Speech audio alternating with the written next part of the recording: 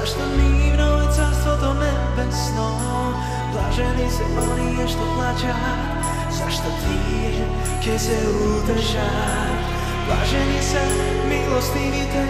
Zašto го научуваат. После кога го судат, ка лежи в затвор, почне си етапно не се возбудуве, да не се да не можеш да кажеш се. Сега ти си кажу, че си почнуваш с това, що вие сте си работили тамока и майка ка искала децата да си повлече. Тия кратки църти, ти не можеш цял живот да го опишеш. На теб ти трябва тия години, що си ги изживяла, да го живееш, да го опишеш. Па интернации, това е много процедура ти да можеш да атасаш. Аз съм Елена Димитър Самарджиева, керка на Димитър Прокуроре от село Смоймирово, Беровско. Татко ми като млад човек е много бил интелигентен, школуван, а и не са били некои сиромаси да е бил зависен от партии, от плата да го плаща партията. Они са били първите в Смоймирово по богатство. Само е бил за ВМРО, Обединета Македония. И поред това нещо, он се отлучил на тая партия. Татко на 5 деца. 19-та година ми е сестрата Стара Родена, 21-та брат ми, в 23-та сестра. Брат ми и аз сме в Благоевград родени по-малите. Он е 25-та година, аз съм 27-та февруар месец.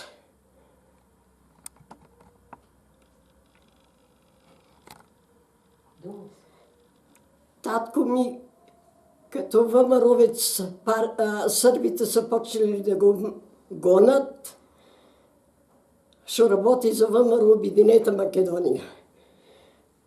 Почнали много да го малтретират, да го гонат и он прибегнава 21 година за България, за Благоевград. А майка ми останала с 3 деца в Смоймирово до 23 година. В това време татко ми преко бегания живот поминували кай майка ми, забременела с 3-то дете. После доди 23-та година по нея, на 3 месеца дете на гърб заденово цадилка, ние го викаме Малешевски, и бега четата ги чека и да я приведе в България. Сестра ми са опили, она е била на 3 месеца, опиена е с афион, за да не плаче през границата, да ги фане сърбите. Они са от сърбите гонени. Ама додека татко ми е бил беган, майка ми е много малтретирана в Берово. По полиции са стално карали за татко ми. Един човек доле я чека да го чишне в полицията, да го качи горе. А па друг я чека горе, па да го свали доле. Значи, поред татко ми е много малтретирана. Майка ми къса сигнали са в Благоевград. Само куча са немали. Татко ми не е това време правил куча. Одили са при роднини Малешевци. Неколко време поминали са при них. После Тутун е почнала да работи, за да добият нещо пари, за да може да започнат куча. Направили са една скромна каща и почнали са нейни живот посебен, да не са натерят на никой. Детето мало 3-месечно за България отишла, а 2 деца оставила кай Девери в Смоймирово. В това време, кога са били в България, искали да си приведат децата и двете да си ги приберат кай них. Майка ми и татко ми стално са правили жалби до консулата сръбски, за да им да дойдат децата кай родителите. Една молба вика внеса нищо не чекам, не яват нищо от нея. Втора молба пак внеса в София, пак нищо не явуват. Вика, реших веќе да ида лично при конзула да му дам в ръцете. Оти, вика, бутнат ги у фиоката и не ни ги дават на разгледување. И кога последната молба внела, искала да я внесе и рекли, дай, ние ќе му я дадем на конзулот. Вика, не, аз искам лично конзула да го видя, може, вика, да замислям така като виц направила, да конзул има рогове, да знам каков човек е.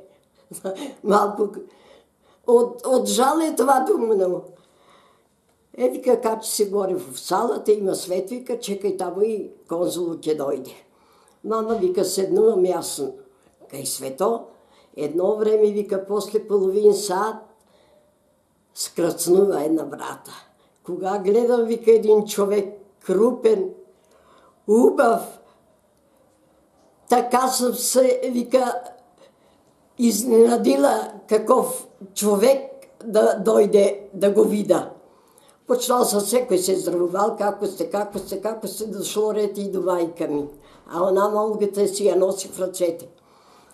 И како си, госпожо? И она му подава молбата. И он я чита. Вика, како до сега, вика, тия деца да не се префърлят от Сърбия за България. Мама почнала да плаче, вика, аз се оболех, вика, от жалба по децата. От 23-та година съм ги оставила, а веќе е, вика, 34-та. Па вика, вие знаете, вика, шо е майка, па гледайте, вика, и мислете, вика, и за нас. И тогава и веќе конзул е средил работата, за да дойдат децата, явуват на вуйко ми да ги доведе у Цариброд. Това е градот между Бугария и България, това е Сърбия. А татко отишъл да ги чека. Са, извинете, малко малешевски збора, не е чисто, не е. И татко имало там и други свет, кои чекали некој шо. И като дошел, а на вуйчо и на татко не са дали да се видят. Уопšte да не се сретнат. И носят децата в салата там. И татко вика на един човек, айде иди, вика, представи се на тия деца, вика, като татко. И оди човека и вика, ах, милите на татко, дойдехте ли? А брат ми от 2 годинки оставен от баща ми, за баща не знае. И брат ми, Като, на сестра ми, Ката я викали, Като, това не е татко, дай да търчим и да стигнем вуйчо, да си одим за Смоемирово. Татко праща и друг човек, да види дали какво ќе реагира децата. Брат ми пак, Като, това не е татко, вика. Дай да бегаме да си стигнем вуйчо. И кога веќе татко шел при них и рекол, милите на татко, стигнахте ли? И това Като, това е татко. Са, извинете, малко съм озруена и на муабето малко. И веќе прибират си децата за Благоевград. Ама у нас, Малешевци, знаеш, от Малешево, Пехчево, пълно е народ от София, чак Малешевци са дошли, от прокурорики си доведе децата. Чекат. А кога рекли, ето, иде Димитруш и води децата, майка ми паднала у несвес. Узрояла се паднала, а имаше лекар и Владо Мочваров се викаше, и Нилизов, лекар от Пехчево. Они са веќе нини работи свистилия, знаеш, да я оспособат да си види децата. А една кумшика сме имали, Ката църната я викаха. А она търчи пред децата, като кажали на Димитруш идат децата, она търчи и брат ми, Като, ако кажа това е мама, аз я не за майка, това не е нашата майка. И вече майка ми като излази и вече придува татко с децата и рекол, Като, я това е майка ми, а и други свет. И вече прибрала си децата почнали да си живеят, само они на татко тежко рекли татко. Татко го затварят. Не само татко, цела организация. Лежи до 40 година в затвор. 3 смъртни присъди, осуден. Пранги, тук закачени, тук закачени. Деня, нощя, 6 години да лежиш с железа на тебе, това не е било едноставно. Под ногтите им са спици турали, само да се откажат от партията. Само това он не е пристанал. Он е рекол, аз за тази партия живея и деца съм си оставил да страдат, а това го не правя. 40 години го пущат от затвор. Доди си дома вече. В това време, кога татко ми беше затворен, майка ми 2 сватби прави, на керка и на син. Ама татко у затвор. Кога ги водят за църквата на венчавка, татко преко мрежи гледа младенците. Музика свири, он плаче от собата в затвор. Веки 40 година, като го пущат, доди си дома. От 44 година се пуща, 41 се пуща за Македония с Моймирово границата, че ние почнахме да си поминуваме и за Малешево, за Смоймирово и за Бугария. Минеме си до 44-та. 44-та веке се става пак граница. В Бугария и Македония. Ние останаваме с брат ми и майка ми у Македония. А татко ми вече, он работи за ВМРО-то. Организацията. Да, за организацията. Ама в това време ние останаме с Моймирово, почна от и татко, не, татко като бегане в 44-та година. Като беган. А ние останаваме с Моймирово и почна да не малтеритират за татко ми, да го кажем дека е, а аз го знаех. Татко ми, Борис Пенджари го чуваше. Кой ме малтретираше? Сръбските власти. Сръбските власти. Сръбските нас малтретират. Всекой втори, трета вечер дойдат от Смоймирово, вземат не, карат не в полицията. А тогава бея много лоши години с негове. Ние до тук с него ще откарат на милиция. Мен ми затворят в една соба, мама в друга, батко в трета. На майка ми речат, децата ти признаят дека е мъжете. Мама вика, аз не знам дека е. А они ако знаят, нека ви кажат. А у нас знаят и ние няма да кажем, ако сме го знаели къде е. На брат ми да речат, сестра ти кажа и майка ти къде вършат. Те пъка не с пистол по вратните жили тук. Брат ми оглуше, мама оглуше и аз вече не чуя добро от що сме тепани. По Илинден този ден. Значи август. Товарът камион, той ще се сбира стока в него, а не само нас. Имаше и други бегани, ама за това не хотели да влезат в колектив.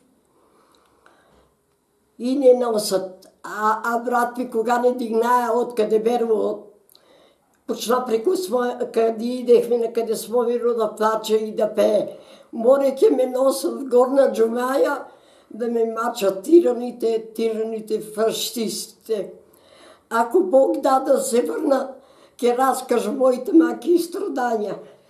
А па на дръвието това место, дека вършея с момирци, кой си отдел лепче да си прекара този ден, като чува оти брат ми пее и веќе знаят оти не дигат, лепчето ще са си отдели, фърлят на къде камионе, за да падне некој самолет, за да имаме да побинеме некој ден.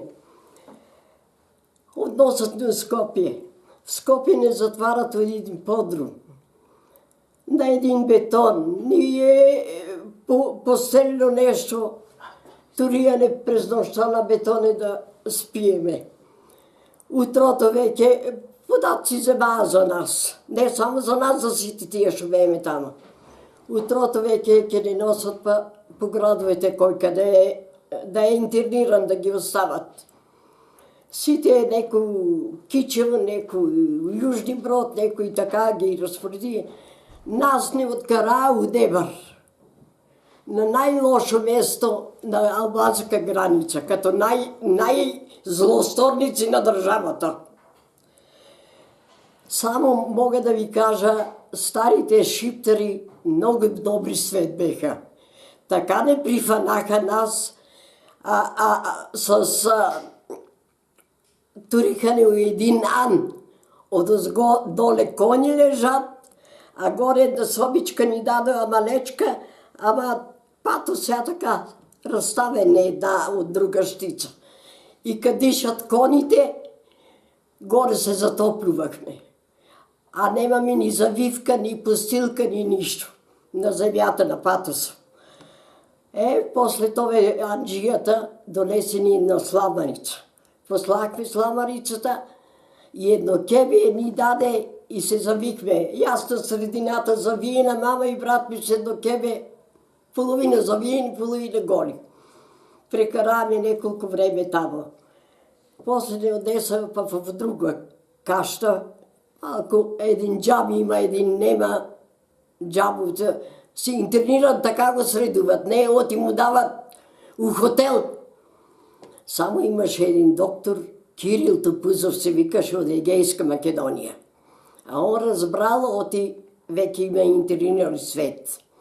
И дојди кај нас, там къде работехме, работили сме малтер, цигли, по спратовете от зида, што се тогај, школи, продавници това. Ние сме се били мајстори.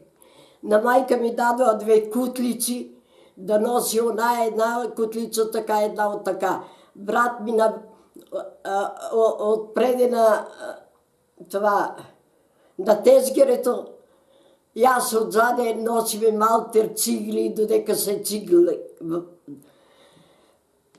Веќе, после 2 сата, идехме по чужите ниви па да плевиме, или па да каса ождени, или да жниеме, па да збираме класке после кога дигнат снопието, за да триеме вечерта и да дуаме да ни малко жито да събереме, да ни придаде на лебо. Тога и беше купонска система.